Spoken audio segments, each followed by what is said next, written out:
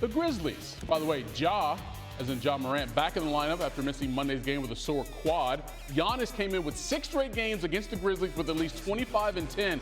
Grizzlies, hottest team in the league right now since Thanksgiving, 8-1.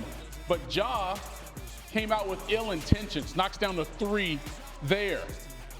He wasn't done. Little transition all the way to the rack. Grizzlies end up with a big lead early. Watch this, Dylan Brooks in transition, Tyus Jones, everybody getting it done. It was a double-digit lead and it just kept growing and growing. The Grizzlies outscored the Bucks 44-16 in the paint in the first half. Do the math, that's plus 28. At the other end, the Bucks just couldn't do much of anything. Giannis, They scored 41 points on 31.1% shooting in the first half. Both of those numbers season lows. Right before the end of the first half, Ja hanging off the glass. He had 17 in the first 2 quarters. Grizzlies led it by 29 at the half. And guess what? It got worse in the second half. Brooks, he had 18. It's a 35-point game. Ja, coast to coast, because he's chilling most. It's a 33-point game. Are they going to get to 50? They did, actually. At one point in this game, they led by 50. Ja goes for 25 and 10 and 10 in less than 26 minutes of action. Zach Randolph likes it. Here's Ja afterwards.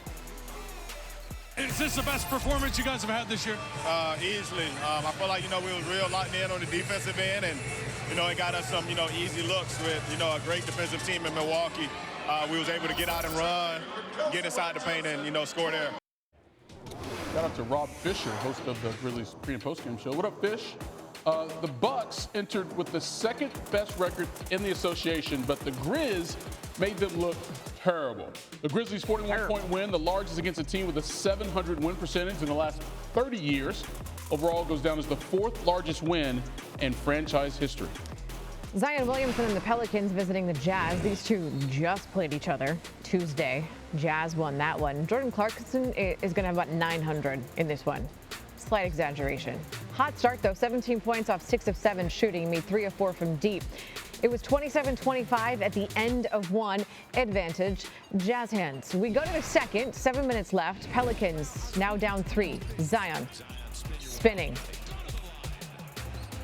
Tied it up after the free throw. 43 all. Zion again backing down Jared Vanderbilt. Mismatch. That made it a 1-point lead. Isn't everyone a mismatch Pretty much. in that point? Most of them. 4 minutes to go in the second. Blowing past how many defenders? All of Add them. that 3. We go to the third. It's once again Zion.